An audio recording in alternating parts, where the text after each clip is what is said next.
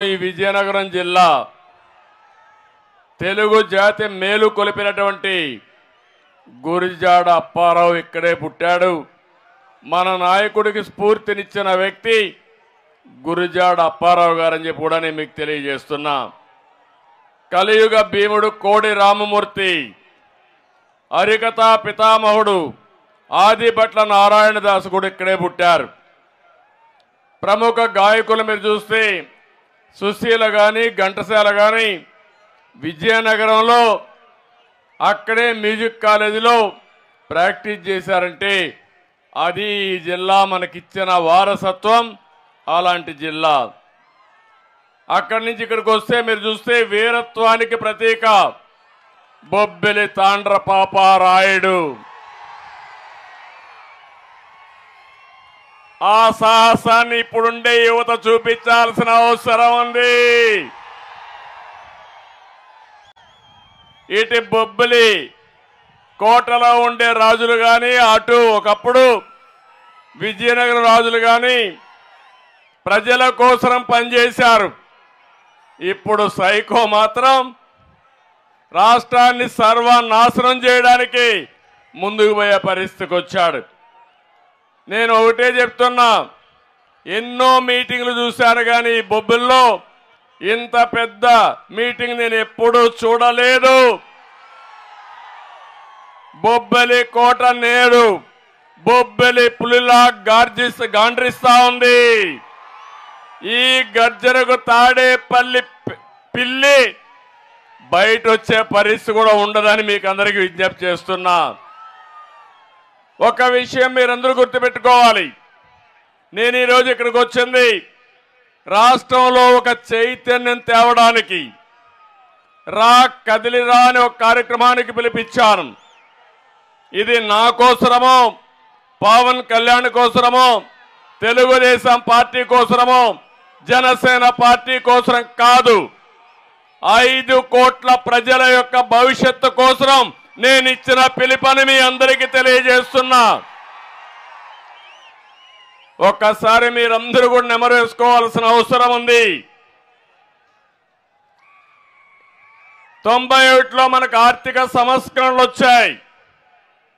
ఒకప్పుడైతే రోడ్లు కూడా సరిలేని పరిస్థితుల్లో మనం అందరం అవస్థపడేవాళ్ళం. ఆ ఆర్థిక సంస్కరణలు అందిపుచ్చుకున్న పార్టీ తెలుగుదేశం పార్టీ. ఈరోజు మీరందరూ ఉన్నారు, సెల్ ఫోన్లు వాడిన మీటింగ్లన్నీ రికార్డ్ చేసి లైవ్ పెట్టి మీ ఇంటికి చూపించుకుంటున్నారు. ఆ టెలికమ్యూనికేషన్ కూడా నాంది పలికిన పార్టీ తెలుగుదేశం పార్టీ. టెక్నాలజీ అంటే ఏ విధంగా ఉండాలో ఐటీకి ప్రాముఖ్యత ఇచ్చి ఈరోజు ప్రపంచం అంతా కూడా తెలుగువారు బ్రహ్మాండంగా రాణిస్తున్నారంటే అది ముందు చూపుతో తీసుకున్న నిర్ణయం అని చెప్పి నేను మీకు తెలియజేస్తున్నా. ఇంకో పక్కన యువత ఉన్నారు. మీకు అవకాశాలు ఇస్తే, మిమ్మల్ని సరిగా నడిపిస్తే ప్రపంచంలోనే అగ్రజాతిగా తెలుగు జాతిని తయారు చేసే సామర్థ్యం మా తమ్ముళ్లకు ఉంది. అలాంటి ఈ రాష్ట్రంలో తెలుగు జాతి మీరు చూస్తే ఈరోజు హైదరాబాద్ ఉంది. అడుగడుగున నా ప్రగాఢ ముద్ర కనపడుస్తుంది. హైదరాబాద్ లో ఎవ్వరూ కాదనలేరు. అది నాకు గర్వకారణం. తెలుగు జాతి కోసం నేను ఆ రోజు కష్టపడ్డాను. దాని ఫలితాలు ఈరోజు ప్రజలు అనుభవించే పరిస్థితికి వచ్చారు. ఐటీ చేసిన వాళ్ళు ప్రపంచం అంతా వెళ్ళారు. ఇటీవల నాకు కష్టం వస్తే 80-90 దేశాల్లో నాకు సంఘీభావాన్ని తెలియజేశారంటే అది ఈరోజు తెలుగువాడి సత్తా ప్రపంచం మొత్తం. కానీ ఇక్కడ మాత్రం ఆంధ్రప్రదేశ్ రాష్ట్రంలో ఒక విషయం మీరు గుర్తుపెట్టుకోవాలి. ఈ 5 సంవత్సరాల్లో ఎంత వెనుకబడిపోయాం ఒక్కసారి మీరు ఆలోచించుకోవాలి. అంటే ఈ ప్రభుత్వం రాతి యుగం వైపు నడిపిస్తా ఉంది. నేను అనుకున్నది మిమ్మల్ని స్వర్ణ యుగం వైపు నడిపించి మీ భవిష్యత్తు బంగారు భవిష్యత్తు చేయాలని, మీ పిల్లలు మీరు ఆనందంగా ఉండాలని నా కోరిక అని చెప్పి నేను మీకు తెలియజేస్తున్నా. అందుకే అడుగుతున్నా మిమ్మల్ని అందరినీ, రాతి యుగం అయి పెడతారా అని అడుగుతున్నా. స్వర్ణ యుగం కోసం నాతో నడుస్తారా? నడుస్తామంటే గట్టిగా చప్పట్లు కొట్టి హర్షాన్ని ఆమోదాన్ని తెలియజేయండి.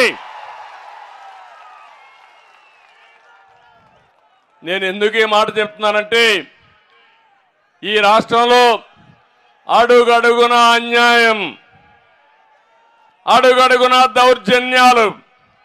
ఈరోజు మనకు నిన్నే జనవరి 1వ తారీఖు చేసుకున్నాం. నూతన సంవత్సరానికి స్వాగతం పలికాం. ఈ నూతన సంవత్సరంలో స్వర్ణ యుగం కోసం నేను సంకల్పం చేశా. నాకు ఏ మాత్రం మనం లేదు. రాబోయే భవిష్యత్తు ప్రపంచం మొత్తం తెలుగు జాతిదే. అదే స్వర్ణ యుగం అని చెప్పి కూడా నేను మీకు తెలియజేస్తున్నా. అదే మరి సంక్రాంతి వస్తా ఉంది.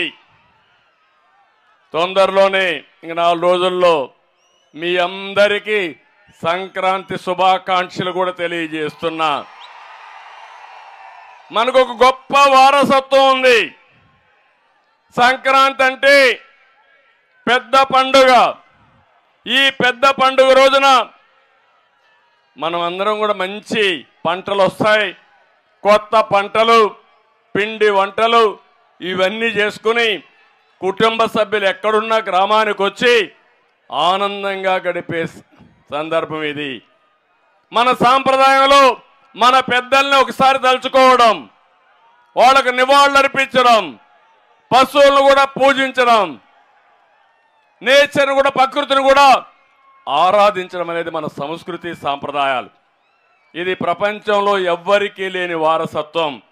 నేను అడుగుతున్నా, ఈరోజు మీరు పండగ చేసుకునే పరిస్థితిలో ఉన్నారా తమ్ముళ్ళు, ఆడబిడ్డలు అని అడుగుతున్నా. అన్ని ధరలు పెరిగిపోయినాయా లేదా? నిత్యావసర వస్తువుల ధరలు పెరిగాయా లేదా? ఏమమ్మా, పప్పు పెరిగింది, బియ్యం పెరగతానే ఉంది, వంట గ్యాస్ పెరిగింది,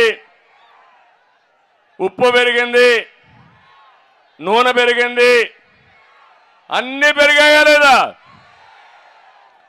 అన్ని ధరలు పెరిగాయి అనేవాడు చేలిపైకెత్తండి.